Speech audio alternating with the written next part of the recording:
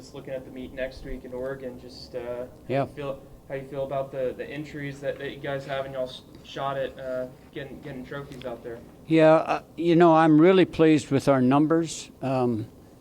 That's an indication a little bit of the strength of our program right now. I think that if you put more numbers there than anybody in the country, then that means our kids are doing some things right. And we have 16 men and 14 women. We have 33 entries that way.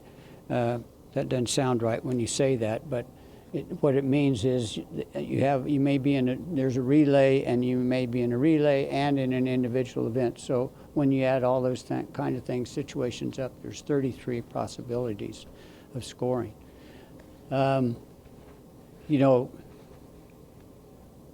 I've said this before. You can bring a lot of bullets to the meet.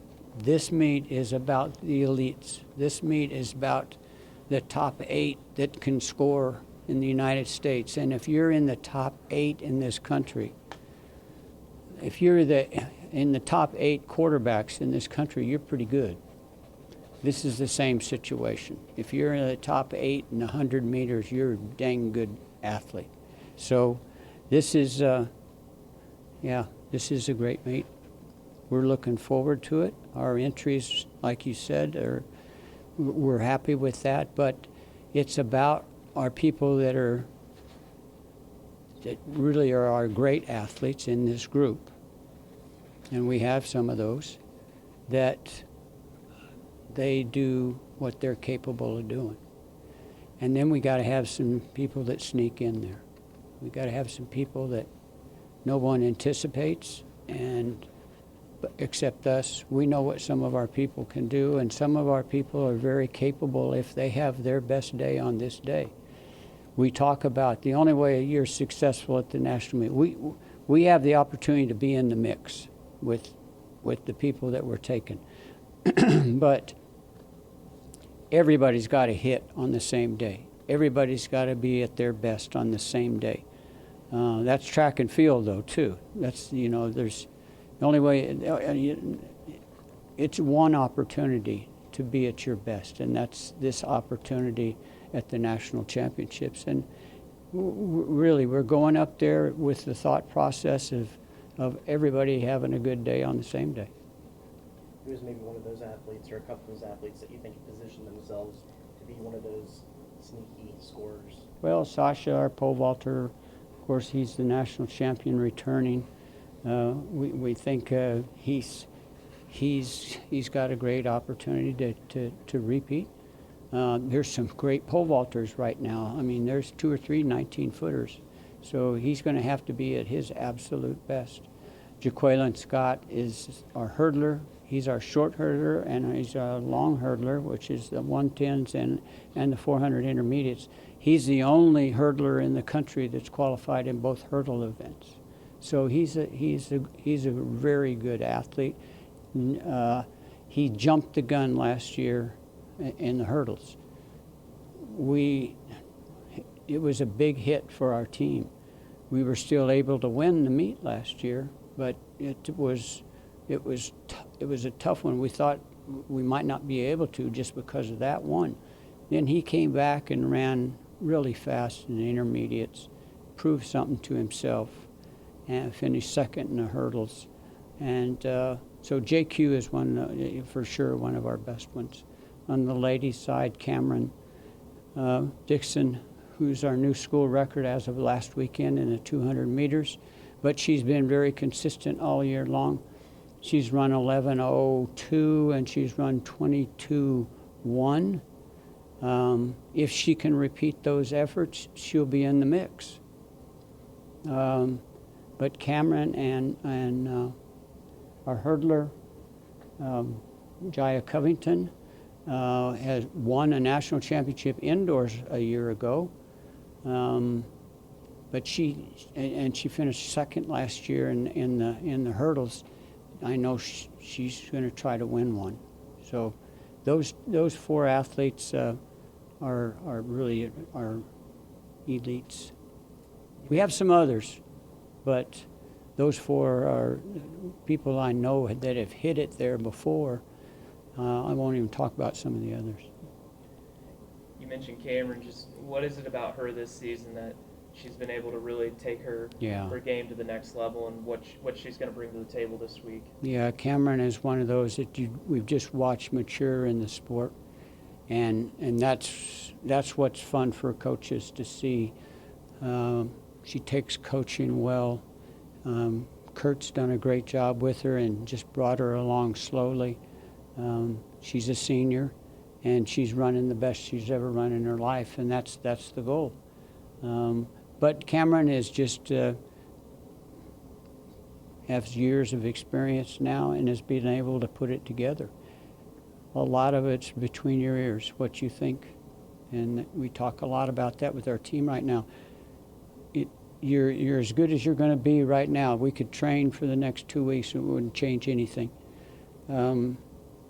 It's about what you think of yourself, your abilities, and when you line it up, you feel good about what you're fixing to do, and that's what this is about.